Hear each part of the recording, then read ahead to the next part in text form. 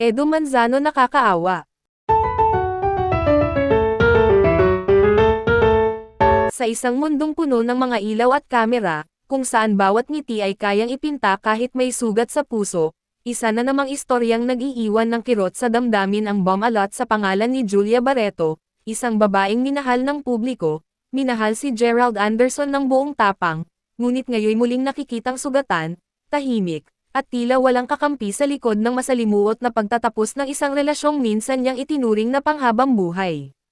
Ayon sa mga taong malapit sa aktres, hindi biro ang sakit na pinagdaanan ni Julia matapos ang biglaang pagbabago sa ugali at kilos ni Gerald, mula sa dating mapagmahal, maalaga, at tila nakatakdang maging katuwang niya sa hinaharap, ngayon ay tila banyaga na sa kanya, malamig ang pakikitungo, at sa bandang huli iniwang may tanong at luha sa mata. Hindi raw alam ni Julia kung kailan nagsimulang magbago ang lahat, wala raw malinaw na dahilan, walang konkretong paliwanag, kundi bigla na lamang lumamig ang dating mainit na pagmamahal, at naglahong parang bula ang mga pangakong binitiwan sa ilalim ng mga bituin. Ang mga gabi raw na dati punong-puno ng tawanan at lambingan, unti-unting napalitan ng mga tanong, pag-aalinlangan, at katahimikang tila sumisigaw ng dahan-daang pagbitaw. Sa isang panayam kamakailan, bagamat hindi tuwirang binanggit ang pangalan ni Gerald, ramdam sa boses ni Julia ang hinanakit, pangungulila, at lungkot na hanggang ngayon ay pilit pa rin niyang tinatanggap, hindi lang bilang artista kundi bilang isang babae na totoo ring nasaktan. Sa kabila ng kanyang tahimik na pagdadalamati, marami ang nagsabing nakakaawa siya, dahil sa kabila ng lahat ng kanyang ibinigay, ang balik ay hindi pag-unawa, kundi katahimikan at pag-iwas.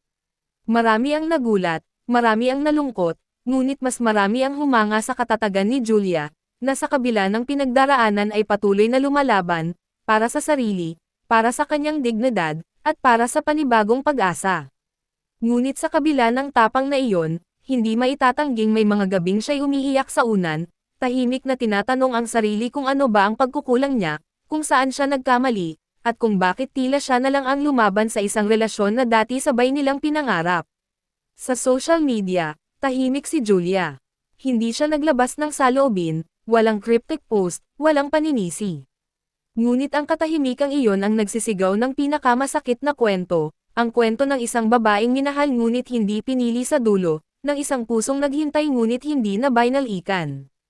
Ngayon, si Julia Barreto ay patuloy na bumabangon, ngunit sa likod ng kanyang matatag na mukha ay isang pusong unti-unti pa ring pinipilit buuin, piraso-piraso, alaala-alaala, pangarap-pangarap. At sa mga mata ng marami, siya ay hindi lamang isang artista, kundi isang babaeng marunong masaktan, magmahal, at sa bandang huli, magpatawad, kahit pa ang sugat ay hindi agad naghilom.